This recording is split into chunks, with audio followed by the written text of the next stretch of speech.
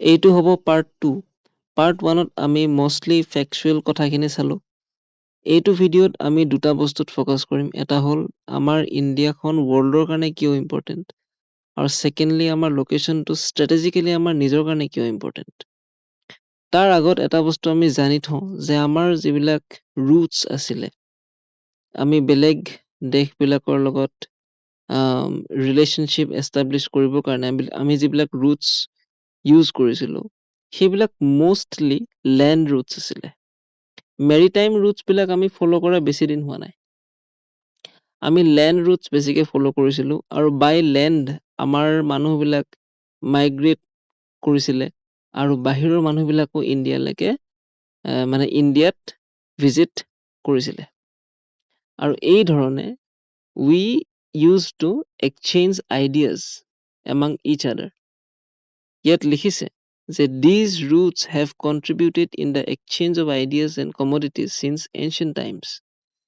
সেই ideas বিলাক উপনিষদৰ হ'ব পাৰে, ৰামায়ণৰ হ'ব পাৰে, the stories of পঞ্চতন্ত্ৰ হ'ব পাৰে, ইণ্ডিয়ান নিউমাৰেলছ হ'ব পাৰে, ডেচিমেল চিষ্টেম হ'ব পাৰে। তো এই ধৰণে আমাৰ ইণ্ডিয়ান বস্তুবিলাক ৰেষ্ট অফ দ্য ৱৰ্ল্ডলৈকে এই লেণ্ড ৰুটছেৰে গৈছিলে।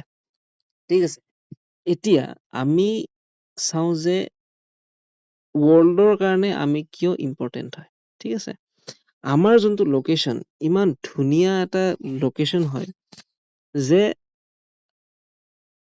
আমি ইষ্টাৰ্ণ ৱৰ্ল্ডখনৰ আৰু ৱেষ্টাৰ্ণ ৱৰ্ল্ডৰ লগত ইজিলি এটা ৰিলেশ্যনশ্বিপ এষ্টাব্লিছ কৰিব পাৰোঁ। ঠিক আছে, তো বেচিকেলি ইষ্ট আৰু ৱেষ্টৰ মাজত কি হ'ব? ইষ্ট আৰু ৱেষ্টৰ মাজত এটা বস্তুৱেই হ'ব, সেইটো হ'ল ট্ৰেড। উইদাউট ট্ৰেড একো হ'বই নোৱাৰে। অকল এখন দেশ এখনৰ ভিতৰত অকলে ট্ৰেড হ'ব নোৱাৰে, বিকজ এখন দেশত এভৰি ৰিচোৰ্চেছ যে থাকিবই তেনেকুৱা কোনো ধৰা বন্ধা নিয়ম নাই।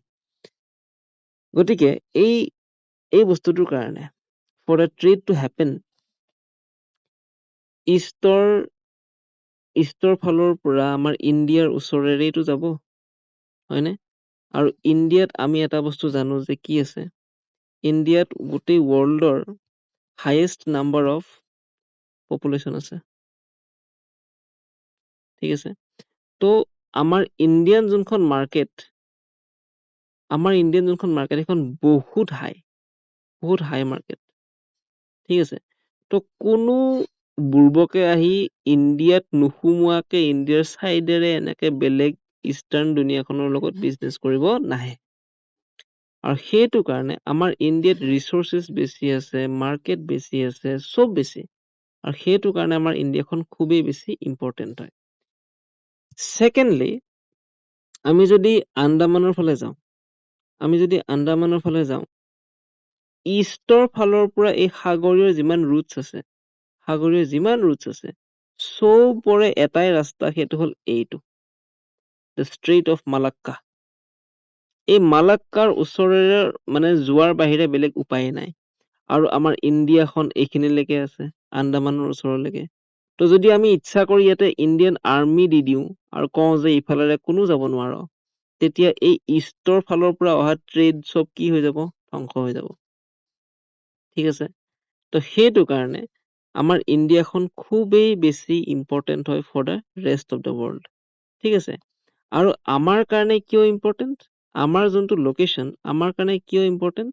বিকজ আমি এনেকুৱা এটা জেগাত আছো য'ত আমি ইষ্ট আৰু ৱেষ্টৰ লগত ইকুৱেলি ৰিলেশ্যনশ্বিপ এষ্টাব্লিছ কৰিব পাৰোঁ। ঠিক আছে, আমি এইফালেৰে ধুনীয়াকে ৰেড চি হয়, এইফালেৰে চুইচ কেনেল হৈ আমি ৰেষ্ট অফ দ্য ৱৰ্ল্ডৰ লগত ৰেষ্ট অফ দ্য ৱেষ্টাৰ্ণ ৱৰ্ল্ডৰ লগত আমি বিজনেছ কৰিব পাৰোঁ। লগতে আমি একেধৰণে বাহিৰৰ খিনিয়ে যেনেকে এইফালেৰে যায়, আমিও এইফালেৰে যাব পাৰোঁ। গৈ আমি ইষ্টৰ এনেকে এইফালে এই গোটেই চাৰিওপিনে আমি কি কৰিব পাৰোঁ? আমি বিজনেছ কৰিব পাৰোঁ। ঠিক আছে, তো সেইটো কাৰণে আমাৰ লোকেশ্যনটো আমাৰ নিজৰ কাৰণেও খুবেই বেছি ইম্পৰ্টেণ্ট হয়। ঠিক আছে, গতিকে এইখিনিয়ে আছিলে চেপ্টাৰ নম্বৰ 1। ইয়াতে আৰু বিশেষ একো বেছি নাই। ঠিক আছে, তাৰপিছত আৰু ইয়াতে আৰু কিবা আছে নেকি বাৰু? আমি যদি চাওঁ ইয়াতে ইয়াতে আৰু একো তেনেকুৱা নাই। উম, গতিকে একদম ফাৰ্ষ্টতে আমাৰ লোকেশ্যনখিনিৰ কথা মেনশ্যন কৰিলোঁ।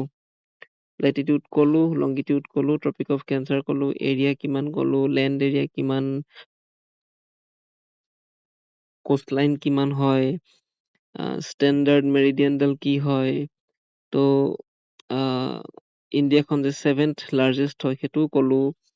ত' ইয়াতে আৰু আমাৰ ইণ্ডিয়াৰ নেইবাৰ্ছ বিলাক কোন কোন হয় সেইখিনিও ক'লো।